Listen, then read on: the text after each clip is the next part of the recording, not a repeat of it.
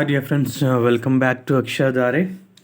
ಎಲ್ರಿಗೂ ಗಣೇಶ ಗೌರಿ ಹಬ್ಬದ ಶುಭಾಶಯಗಳು.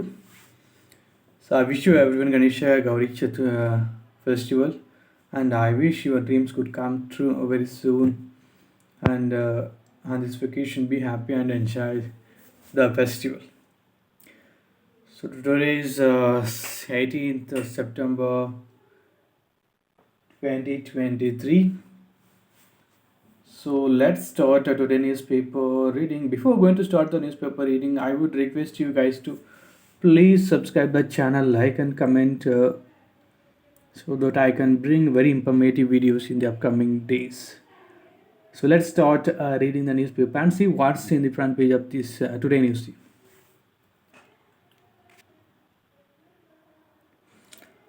Let's start reading the newspaper.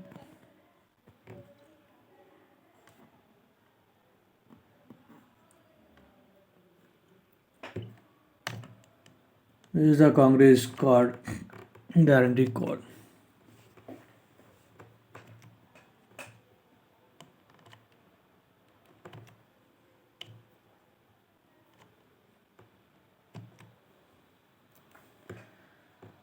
People want a change. Congress is ready. CWC. Santiniketan is now a World Heritage Site. PM inaugurates Vishwakarma scheme. Parliamentary conduct in need of a new chapter. Looking to Westminster could offer solutions. Siraj co-ops 6 as India rules Asia. Family of 4 dies of suspected asphyxiation.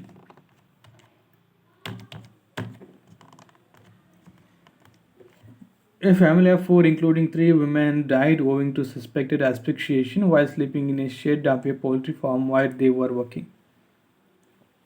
According to the police, they had rigged a stove out of a tin can burning firewood to ward off mosquitoes, but as the shed did not have any ventilation, they are suspected to have died of asphyxiation in their sleep. The deceased has have been identified as Kali Sarera, 60 is wife Lakshmi Sarera, 50 is relative Usha Sarera, 40 and Pool Sarera, 16. The deceased were from Nepal and came to work on the poultry farm situated in the Belawangala on the outskirts of the city a week ago. Center plans to recall RAF from Manipur. One major concern is the disregard for the specialized nature of the RAF, treating it as regular CAPF. New parliament to host session from tomorrow. The first day of the special session will be held in the old building, with MPs moving to the new building on the second day. Many parties demand that the women's reservation will be cleared. State awaits outcome of CWME meeting.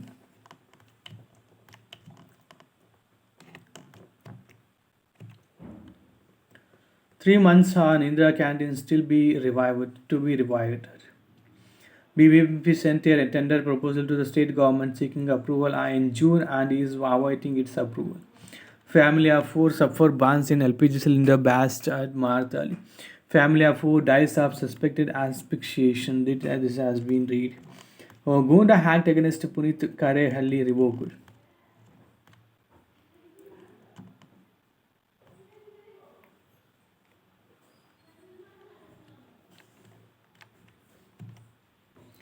Seed, chocolate, and papier mache Ganesha idols emerge as more eco-friendly alternatives. After the ban on plaster of Paris idols, the demand for unpainted traditional clay ones has grown, and many idol makes now focus solely on making the latter. Relatively low prices of flowers, fruits, and vegetables boost festival fervor.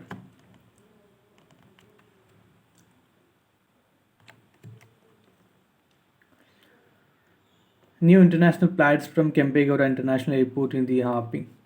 23-year-old held on the charge of peddling drugs. Accused would hire an auto rickshaw and supply them to his customers in and around the city.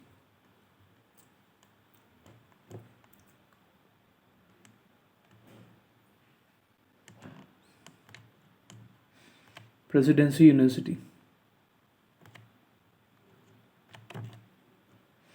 State awards outcome of a CWMA meeting today. Rajya Sabha member Lahar Singh Siroya writes to Tamil Nadu Chief Minister M.K. Stalin saying that discussions between Karnataka and Tamil Nadu were the best way to resolve the issue. Formal announcement of BJP JDS alliance likely this week.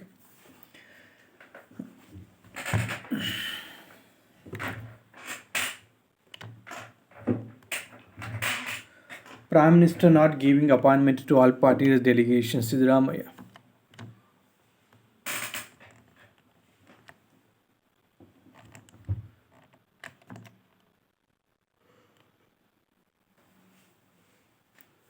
Bengaluru artists find inspiration in the unique form of Ganesha. The image of Ganesha means different things to different artists, but all agree that he inspires creativity.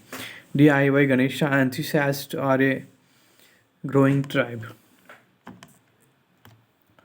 The theatrical adaptation of Tagore's Gari Baire for our times. The play takes up a discussion on the questions that Tagore himself had about Western culture and the revolts against it in the early 1910s. Mysore government offered to buy old and fine variety of paddy. Power cut in Mysore to be encouraged. A feast of tradition and togetherness. Ganesha Chaturthi in Karnataka features a symptomous sumptuous spread with sweet treats like modak and kadabu made with coconut, jaggery and rice flour.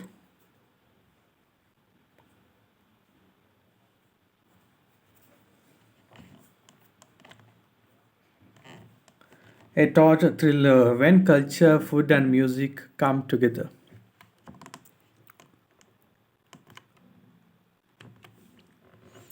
Congress unveils four guarantees for Telangana. Six four promises included assistance to build houses, monthly grant and free bus travel for women, 200 units of free electricity and annual assistance of farmers as well as farm laborers. Rahul accused BRS of breaking all records of corruption and are working together with BJP and AIMIM. BJP betrayed people of Telangana, says CWC. Sugarcane farmers seek loan waiver. Public interest in Kaveri agitation dismal. Hindutva activist held.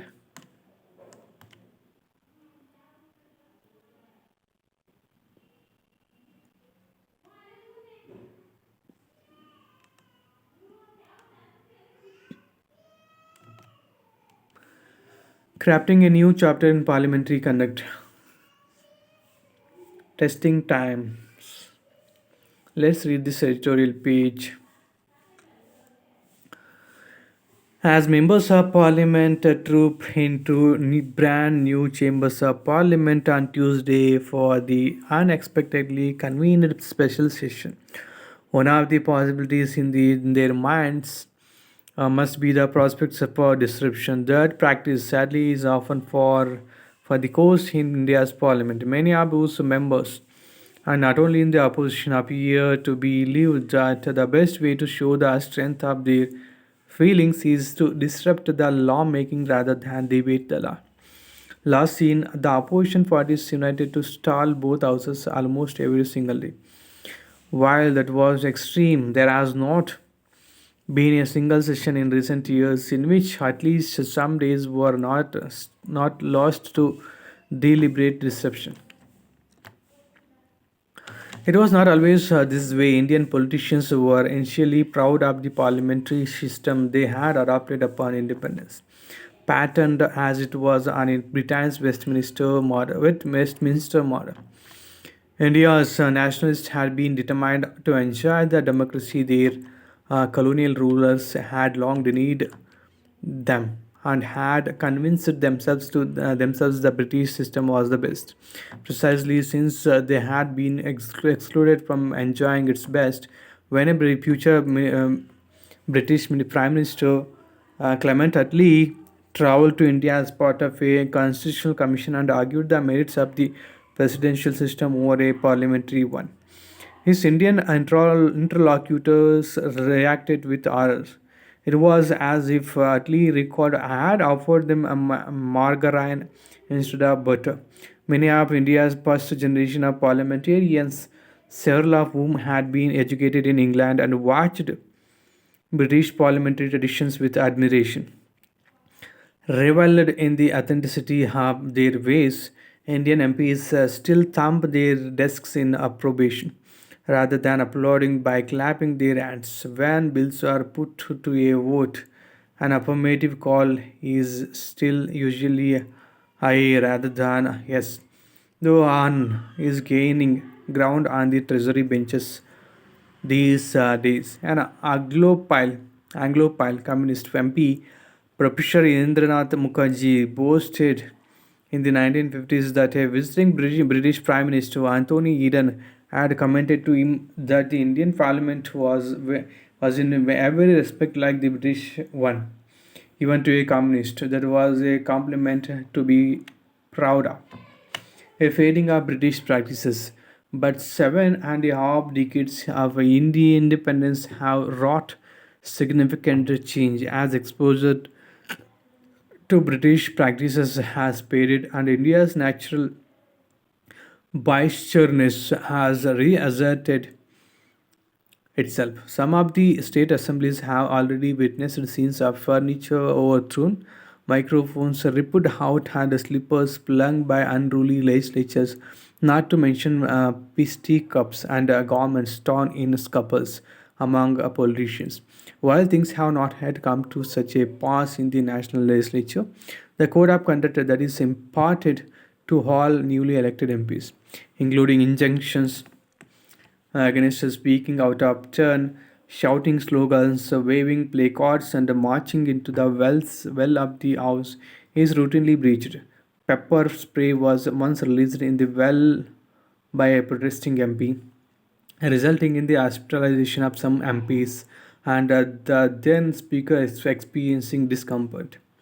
Equally striking is the impunity with which lawmakers flout the rules they are elected to uphold. On several occasions now, MPs in the upper and lower houses have been suspended from membership for such transgressions as charging up to the presiding officer's desk, wrenching his microphone and tearing off his papers, only to be quietly reinstated after a few months and some muted apologies. Space for the opposition. Perhaps this makes sense out of a desire to allow the opposition its space in a system where party line voting, made obligatory by the anti defection law, determines almost all legislative outcomes, but in the process, standards have been allowed to slide. With adjournments being prepared to expulsions, the result is a curiously Indian institution where standards of behavior prevail that would not be tolerated in most of other parliamentary systems. But can India's parliament go on like this? Many worry that such a conduct has so thoroughly discredited the legislature in the eyes of the public that the credibility of the institution is behind redemption. This would be one more nail in the coffin of a democratic system that is already under severe assault from an overweening government, media intimidation, the hollowing out of autonomous institutions, pressures by investigative agencies and political opponents, and the government's flagrant disregard for parliamentary conventions. Currently, all major parliamentary committees dealing with the sensitive issues are chaired by MPs of the ruling party or its allies, in disregard of the party's practice whereby. For instance, the External Affairs Committee was always chaired by an opposition MP to show that the nation was of one mind on foreign policy. Perhaps the answer lies in returning for inspiration to the source. The Houses of Westminster. There are two British parliamentary procedures that were curiously never adopted by India, which he brought into our practices could remove any incentive for disruption. The first is to allow the opposition a day, a week to set the agenda. Since the disruptions are always sought to be justified as required to force the government to debate an issue it does not want to.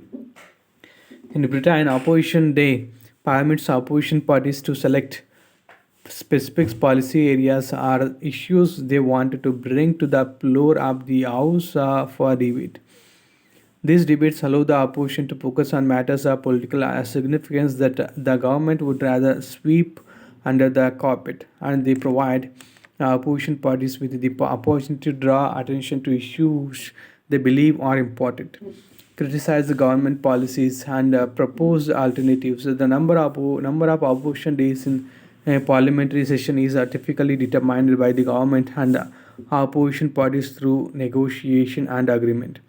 This arrangement ensures that the opposition has a designated platform to express its views and priorities within the parliamentary schedule.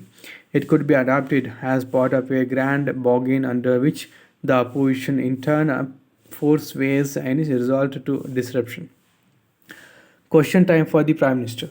A second practice is especially worth emulating in our country, where the Prime Minister notoriously prepares monologues to answering questions and does not even answer the questions addressed to him in the daily question hour, leaving that task to a Minister of State in his office.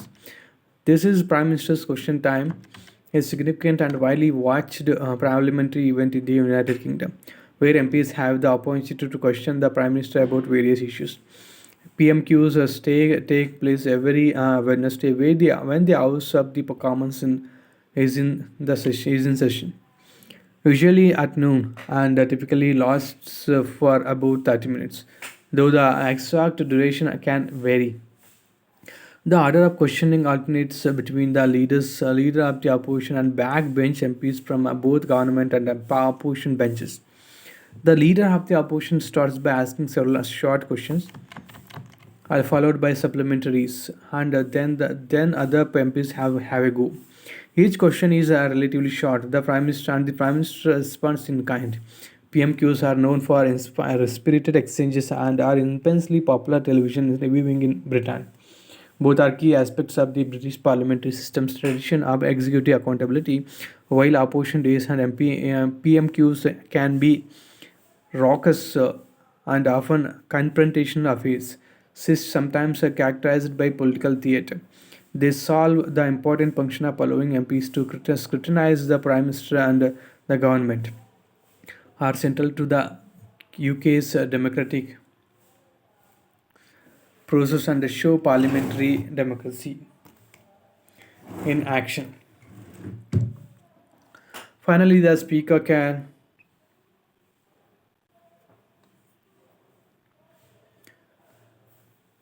change its current habit of rejecting every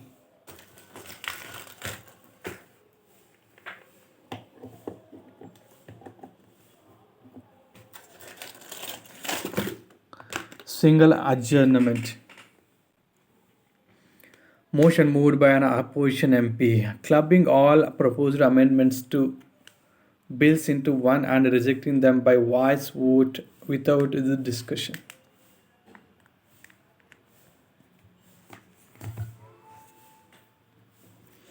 And refusing to even notice requests for recording dissent through division. These parliamentary techniques are essential for opposition members to feel they are valued members of an institution rather than irrelevance who can always be disregarded and outvoted. If the government and opposition can come together on such basis matters, parliament and our democracy can still be saved. Let's go to the next page. Testing times. August foreign trade members are worrisome at hold some hope. India is at a pivotal moment in its healthcare journey. In the last few years, India has steadily become a strong voice for various critical issues, whether it is climate change, electrification, new age manufacturing, or the space race. India is at the forefront and even leading that change. This has never been more apparent recently when India became the first country to successfully land a mission near the South Pole of the Moon and concluded a very successful G20 presidency, fostering global alignment on a range of key issues. And NCD free India to avoid age tax.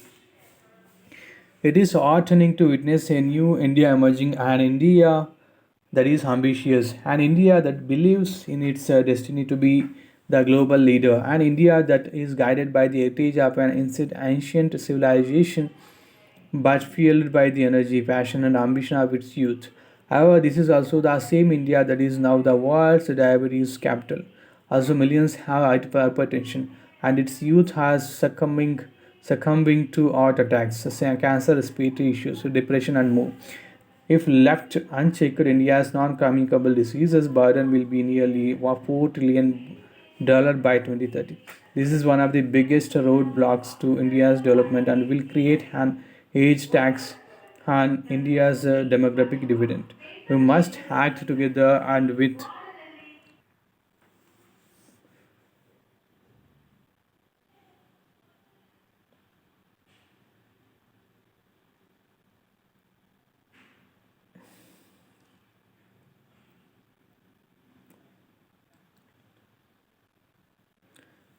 we must act together and with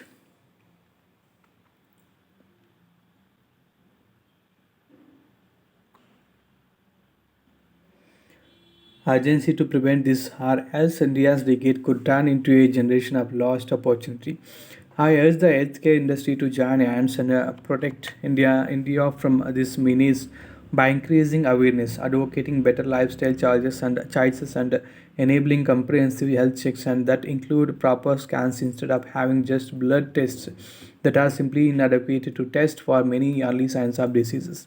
The country has come a long way from 1983 when we started Apollo and has made tremendous progress on key health merit metrics. Infant mortality has improved by 4 times, maternal mortality has improved by 7 times, and the average life expectancy of an Indian is up nearly 30% from 55 years to over 70 now. In fact, today India has world-class healthcare infrastructure along with incredible clinical talent that delivers the best-in-class clinical outcomes at incredible scale and at a fraction of the global price. India's expertise in highly specialized areas such as organ transplants, cardiology, oncology, and more has made the country a fast growing destination for medical value travel. Not just for the price, but also for the speed of access and the sheer quality of care. As a medical hub potential in AI solutions, India has emerged as a global MET hub, particularly in the fields of oncology, orthopedics, and robotic surgery. A significant milestone in this journey is the introduction of proton beam therapy technology, making India a regional leader in cancer treatment. Patients from across the globe are drawn to India for its world class medical expertise, state of the art infrastructure, and cost effective care. Orthopedic procedures, including joint replacements and spinal surgeries, are conducted by highly skilled surgeons using minimally invasive techniques. This attracts patients seeking top notch orthopedic core care at competitive prices. Robotic surgery has also gained popularity, with India's hospitals adopting robotic assistant techniques for precision and faster recovery. The country's expertise in this area draws international patients seeking minimally invasive, high precision surgical interventions. MET is gaining strategic importance given its ability to create employment as well as earn foreign exchange. While India is already one of the leading destinations for patients seeking care abroad, there is a adequate bed headroom for growth. Moreover, fostering collaboration between the public and private sectors is crucial for realizing this vision. Public private partnerships can help create a conducive environment for MTV by jointly investing in infrastructure, promoting medical tourism, and setting up international healthcare accreditation bodies. Artificial intelligence is rapidly transforming healthcare worldwide, and India has the potential to be at the forefront of this revolution. The country possesses a vast pool of talented data scientists, engineers, and healthcare professionals who can drive innovation in AI driven healthcare solutions. One of the key areas where AI can make a significant impact is in diagnostics. AI powered tools can enhance the accuracy and efficiency of medical diagnosis, leading to faster treatment decisions and better patient outcomes. Additionally, AI can help predict disease outbreaks, analyze healthcare data, and optimize treatment plans, expediting healthcare procedures and revolutionizing drug discovery, ultimately making healthcare more personalized and effective. India has already made strides in AI applications for healthcare, but it must continue to invest in research and development, foster collaborations between academia and industry, and create an ecosystem that encourages innovation. Doing so can position India as a global leader in AI-driven healthcare solutions, exporting its expertise to benefit healthcare system worldwide. AI expenditure in India is expected to reach 11.78 billion by 2025. It is expected to add 1 trillion to India's economy by 2035. India stands at a pivotal moment in its healthcare journey. By reimagining its healthcare model, the country can position itself as the global destination for medical value travel, a powerhouse in AI driven healthcare solutions, and a leader in combating disease. To achieve this vision, India must prioritize communal health, foster public private partnerships, and invest in innovation and research. With concerted efforts and a commitment to excellence, a healthier and most prosperous India can be built for generations to come.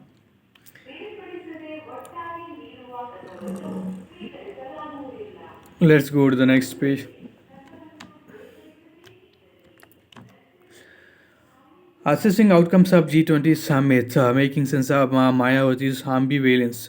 BJP is still in a position to spoil the prospects of the NDA and India blocks in UP. Export bans and stocking limits. Are they working? Are they working? A look at the various limits and bans on wheat and rice stocks and exports in the recent past and their impact. Smallpox eradication. WHO keeps optimism.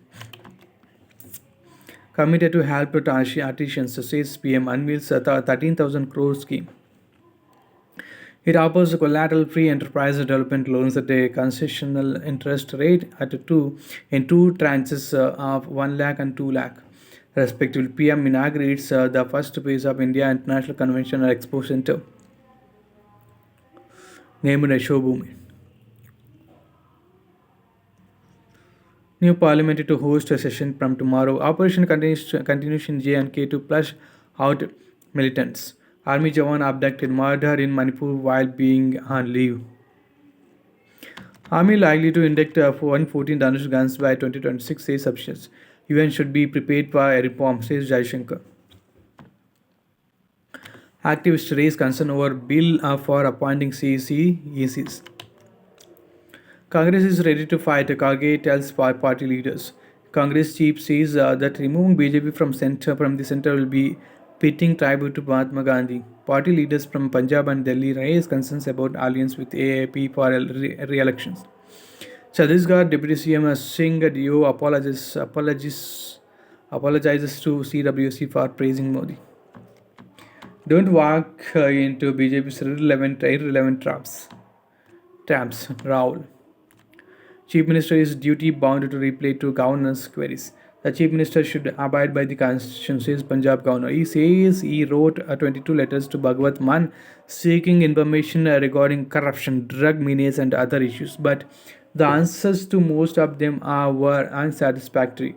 The governor says if this continues, he will have to send a report to the President under Article 356 about the failure of the constitutional mechanism.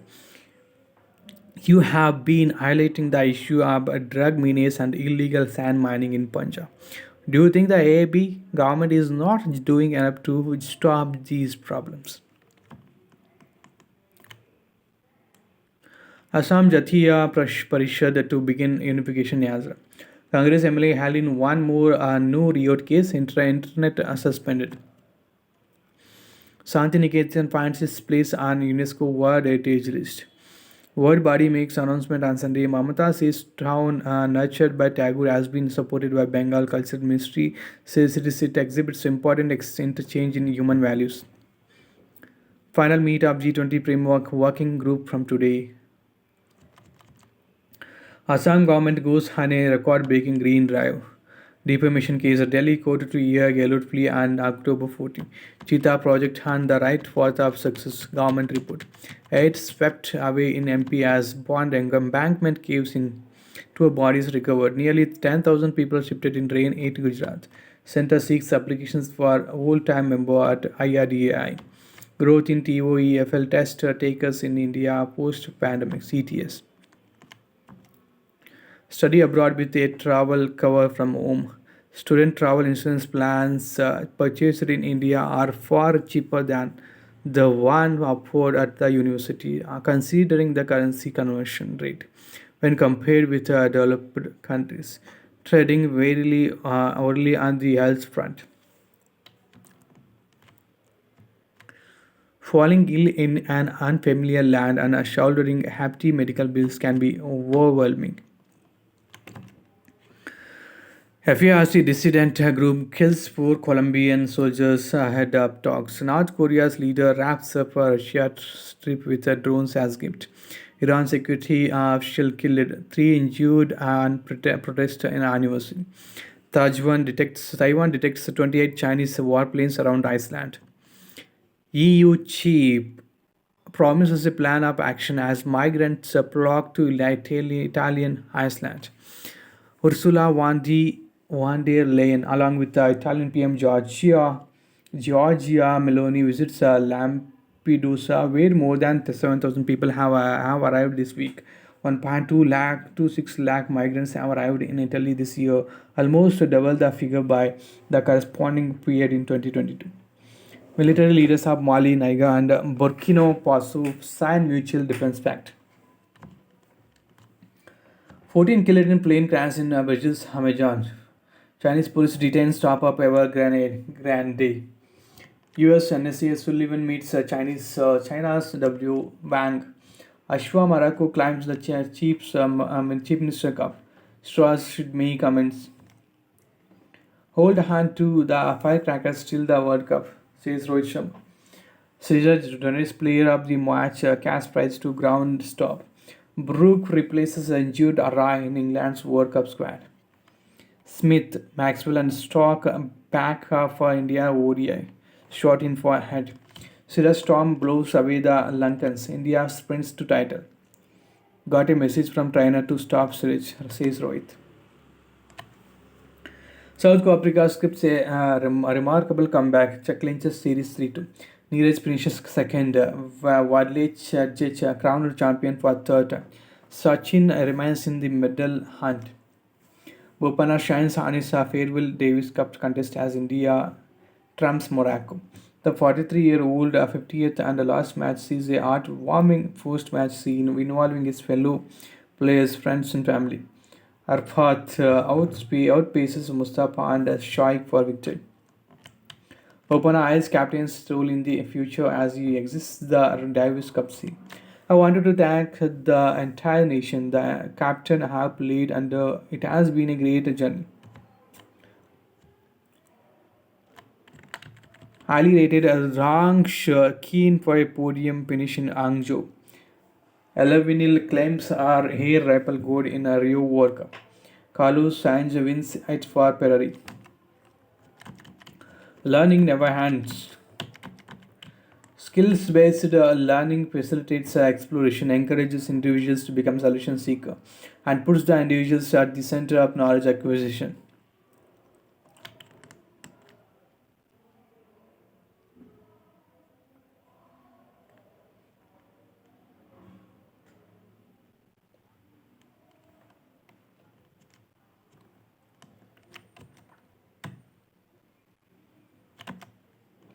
Happiness, success, speed up each other. The leader and his management team should work it out that every time there is success, it should be a shock which shared within the entire team. Invariably, when there is success, there are only a few people who wanted to take credit. But in reality, there were a lot of people who were instrumental in contributing the little things which mattered a lot. Cats are hunting down India's boats. Are we paying attention?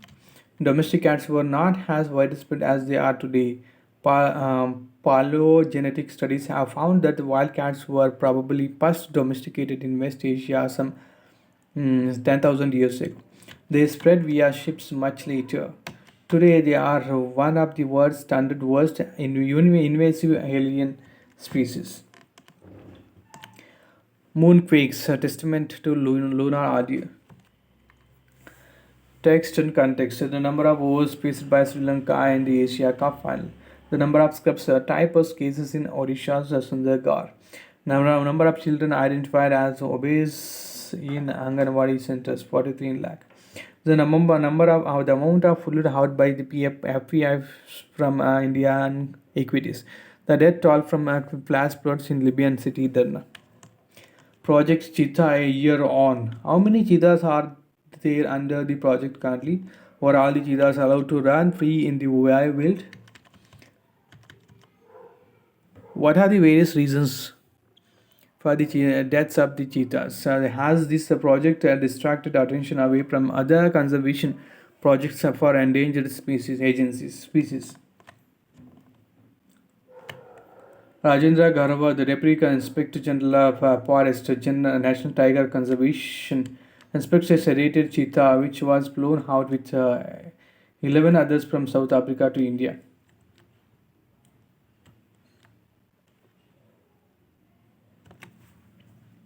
Let's have a natter while I make some tea. Why is the government pushing for regulatory mechanisms for OTT services? Why is the regulatory Telecom Regulatory Authority of India asking for opinions on selectively banning OTT services such as WhatsApp, Facebook, X, etc.? Why are telecom service providers calling for regulations? Will a ban go against net neutrality? In geography and statistics, a settlement locality are populated place is a community of people living in a particular place, which are the kind of spaces we inhabit. This is the last page, guys. I hope you guys have enjoyed the newspaper reading. So let's continue for 2 hours for making you better yourself in communication.